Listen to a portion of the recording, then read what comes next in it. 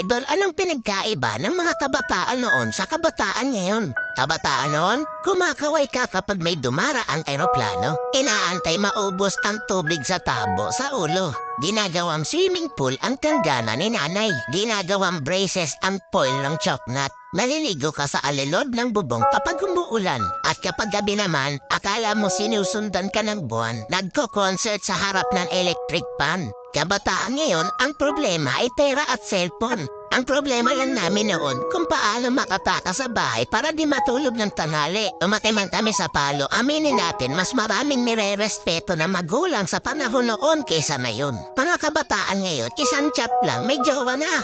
Kami noon sa claims lang umaasa. Broken-hearted, papad friends ang resulta. Mga kabataan noon, ang dami ng alam na trabaho. Kaysa sa kabataan ngayon, tamad na, puro pa gadgets, di pa mautusan. Minsan nagiging ibon, minsan nagiging paniki.